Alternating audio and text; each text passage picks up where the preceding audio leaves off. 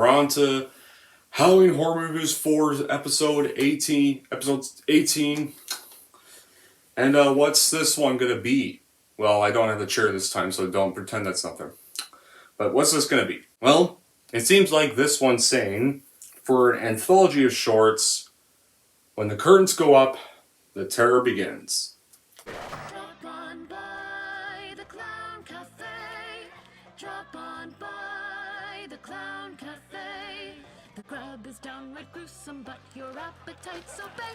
'Cause food's a little funny, food's a little funny, food's a little funny at the Clown Cafe.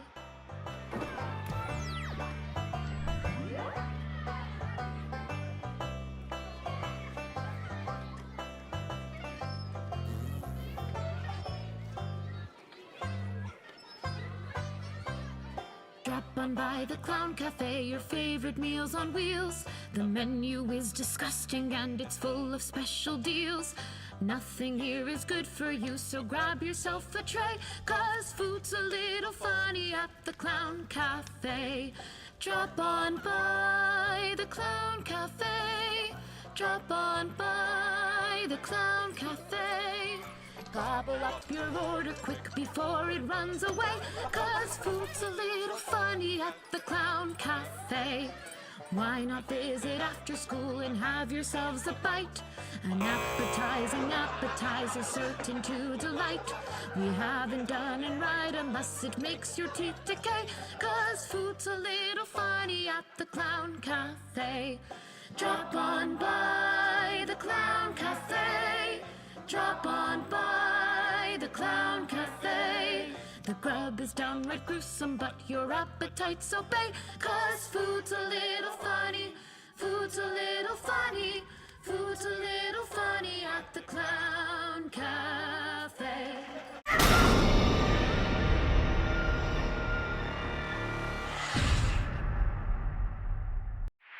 Hey everyone, it's Don G. Corleone here, and I'm here with episode 18 of Halloween Horror Movie Review Season 4.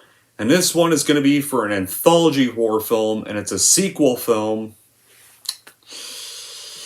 And this was for one I reviewed around the beginning of this year. Film that I got for Christmas last year. And I said I was going to review the sequels at some point. Well, today's the day we start on with these sequels. This episode is going to be for none other than 1987's the sequel to this movie, Creepshow 2. It's not directed by George A. Romero this time, but it has his involvement. What's the plot is? Well, Creepshow 2 is divided into 3 stories this time instead of 5. It's conducted by a leading segment where a boy that loves the horror comic book Creepshow buys seeds of carnivorous plant and is bullied by 4 teenagers. And while the creep from these movies tells the tales of Creepshow 2. You have our first story, which is the Old Chief Woodenhead, about this elderly couple that lived their whole life and raised their family with a small store in an Arizona town. Then the town is dedicated, and Ray gives credit to his customers, including the Indians of a tribe. And when Ray is repairing the wooden statue of an old chief in the front door, a mugger named Ben arrives and asks him to keep the jewel. No, a guy named Ben arrives and tells him to keep the jewels of his tribe as a guarantee for their debts. But then Ben's nephew Sam unexpectedly arrives with 2 other punks to steal from them and kills a couple. They think they can travel to Hollywood, but the old chief Woodenhead would not let them go. Then you have a second story called The Raft, about these teenagers who go to a lake expecting to smoke weed, swim, and get laid. They swim to a raft that's floating in the middle of the lake. Then you discover a carnivorous blob in the lake that's hungry. And our third story, The Hitchhiker, set in Maine, where an unfaithful woman named Annie Lansing stays too long to have sex with her escort and is late to meet her husband at the airport. Then she drives her car in a hurry, loses control on the road. She runs over a hitchhiker, but doesn't help the man and does a hit and run as a result, and questioning whether she can live with the situation. And then she discovers that the hitchhiker won't leave her alone, though. Yeah. How was this movie made? Well, originally this wasn't even going to have 3 stories. It was going to have 5 stories, much like the first one when they were making the sequel. And 2 of them consisted of ones like Pinfall and Cat from Hell. Those two segments got cut from the film because of the film's budget. Cat from Hellwood would be later used in Tales from the Dark Side of the movie, and that focused on this wealthy old man hiring a hitman for $100,000 to kill a black cat, who is believed to have killed 3 other people inside the residence he lives in fears being next. But then, of course, the cat would apparently exact cosmic revenge on the two. And Pitfall was gonna appear after Old Chief Woodenhead, and it told the story of 2 rivalry teams consisting of the Regiment and the Bad News Boars competing in a bowling alley owned by an aged millionaire. The owner was soon killed in a freak accident, and the teams found out afterwards that would award them $5 million if whoever got the highest score. But then soon things turned up for the Wars from the Reggie team when the Boars, after they were killed in that fiery car crash, purposely caused the Reggie team return as a burn-up revenants as soon as to get the revenge on the killers. But unlike Catherine Hall, which managed to be bought onto the screen for a different film, Pinfall never got shot, and it never appeared outside the film's original script. Then in 2014, the segment got funded through Kickstarter by Del Turgan and was successfully pledged by its backers and put into the project against a certain goal. The segment itself was going to be put into the sequel for Tales from the Dark Side of the movie, but it never came to fruition. And during the segment, The Raft, one of the actors cited he had almost died from hypothermia because of the water being very cold when they shot the segment, but the crew wanted him to continue working, and director Michael Gornick brought him to the hospital. As he feared the actor would leave the set and never return if they forced him to keep working. Then after a full recovery, he managed to finish the segment. So, after Creepshow 2 was shot and marketed, the film would go on to be theatrically released on May 1st, 1987. And of course, how was it? On its opening weekend, it grossed about $3.5 million and achieved $14 million during its run in theaters. Unfortunately, despite that, the movie sadly got mixed and negative reviews, unlike the positive reviews of this movie. As for my reaction to Creepshow 2, well, let me say this, guys. I obviously love the first Creepshow movie, and I consider it the best anthology horror film ever made. And you all remember I reviewed it earlier this year. I decided I reviewed the 2 sequels for this Halloween, and here we are. Beginning with Creepshow 2. I watched Creepshow 2 for the first time last weekend, and how was it? It was, alright. Not as good as the first movie, but it's still a fine anthology horror sequel nonetheless. It's better than whatever the fuck came next that's also going to get reviewed this season. There's a difference though. This one has only 3 stories instead of the first one that had 5 stories. And while all 3 stories are once again based on short stories by Stephen King, the actual screenplay was written by George A. Romero. And he gave up directing duties this time around, but he still had some creative involvement, and it really shows. There's less humor this time around, and horror's kind of become the centerpiece. It's kind of missing all the campiness that gave the original film its style, and director Michael Gormick took a much more serious tone for his film and props to color lighting and odd camera angles in favor of this more realistic feel. And in this case, it's one of the film's weaknesses because that's what made the original as fun as it was. Director Gornick does okay, and Creepshow 2 has a few nice scares and jump out of your seat type moments, but disappointingly, the violence and gore doesn't add up to much, but there's some nice stuff here all the same. Someone shot with arrows, a scalp, some melted flesh, and a body in various states of mutation. And with the budget of about $3.5 million, Creepshow 2 surprisingly actually looks good and is well made throughout. And the special effects are good, the music is fine, and the production values are nice. The acting is okay.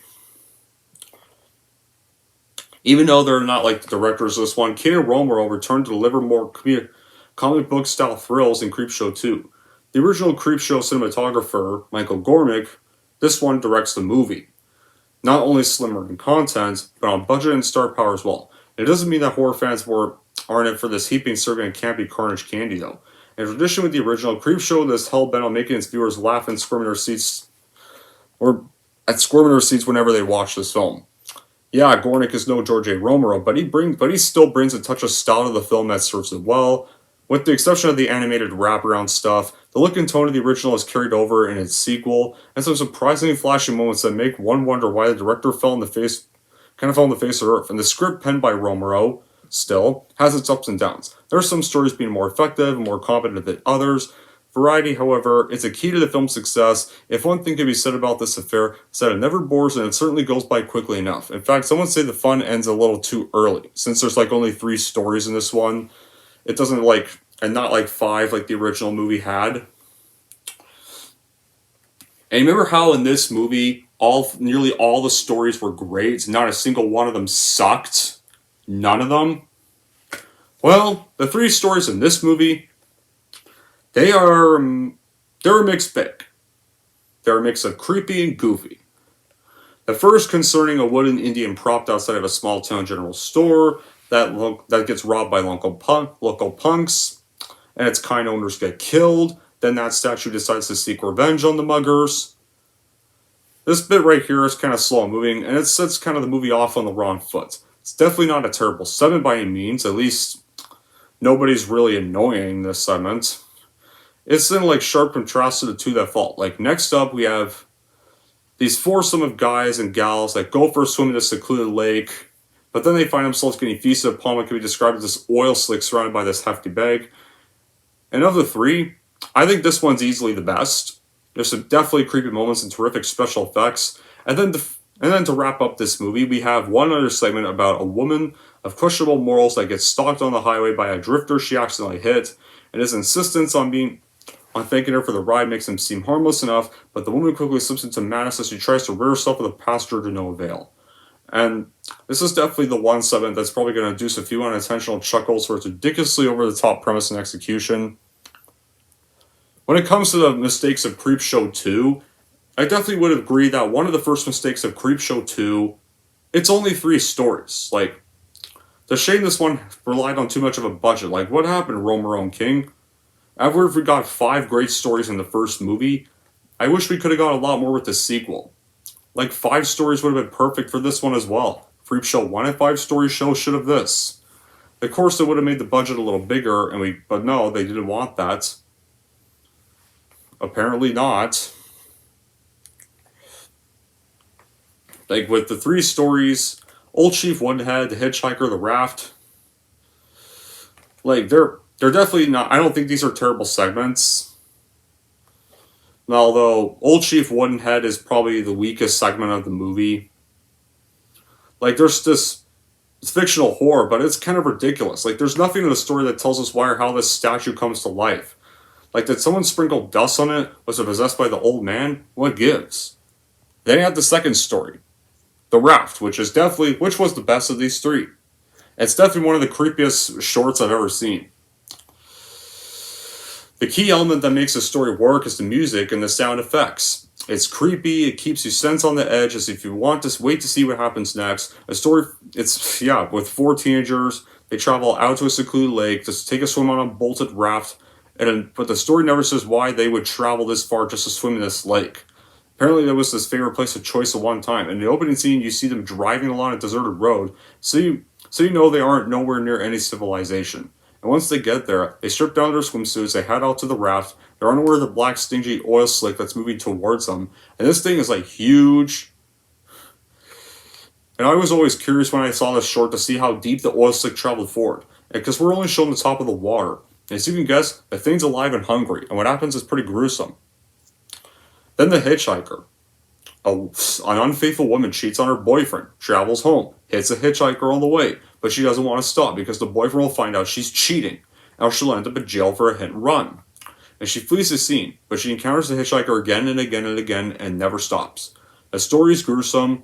You can watch her run the hitchhiker over and over again, but every time she sees him again, all the blood, broken bones, and disfigurement can be seen. It's a little bit funny at times as he continues to ask her for a ride every time she drives into him. The story isn't bad, but it's nothing special either. The ending's pretty much what you would obviously predictably expect. But the big laugh-out-loud conclusion is this: thanks for the ride, lady, showstopper. And it's the adaptation of King's story. Easily. Lord... The poor guy's mangled body just keeps coming back, even greater degrees of disfigurement and mutilation, and it's literally too comedic, while at the same time it's definitely one of the most gory, one of the most disgusting things of the 80s. It's like, in the 1987, the racial undertone of the scene was definitely wince-inducing, and that's how King just wrote the story, and it helps to place the film a lot more. And what's perhaps the film's greatest charm, though, it's definitely this gleeful, lurid little celebration of bad taste that resorts to the lowest common denominators. And it's made at a time that nobody gave a damn. Creepshow 2 shoots straight for the gutter and succeeds marvelously with the even though it gets over too quickly because because they were on a bit of a tighter budget. So well, and the Chief Woodenhead segment could have been a lot shorter and a little less bloated out and long. But I guess you definitely shouldn't expect more from Stephen King knowing his track record. But in some ways, but George Romero at the time during this time when this movie came out, he was a well-deserved master of horror with films like Night of the Living Dead, Dawn of the Dead, Return of the Dead, and Creepshow, the first one. And with Tom Savini in this one, he's just left playing this goofy masked, non-speaking lipstick role that kind of makes his action contribution basically worthless. And apparently, I know that Tom Savini hates being in makeup. He was just last minute replacement for Ed French though, so I guess it's an afterthought right there. But I was just let down by a hope it would be a fun, nasty film. The stories here had potential, but they just don't add up to the overall level of the original movie. And even most critics would seem to agree. And George Romero himself thought this movie was a dud. And Gordon literally laments that. And even Michael Gordon even said that weather made shooting a problem, but the production of running 10 or more days behind schedule. But yeah, we shouldn't be too harsh on that because they were on a tight budget and there were so many problems when they were doing this movie. I still think it's a decently fine film. I mean, it's not a terrible film despite some of the weaknesses that lie within it, and it's definitely better than the Creepshow movie that came after this. It's just that this one just has a lackluster wraparound that turns from live action to horrendous 2D drawn animation, kind of like an episode of The Care Bears. And the overly drawn, too long first story just suffers from the overdose of sentiment and a very weak payoff. The remaining two stories are thankfully satisfying. So at least this one has like one bad segment. But I wanted to be scared with this. I wanted a devilish twist to the end of each story. But this twists in this are just predictable and they're just in diminishing quality.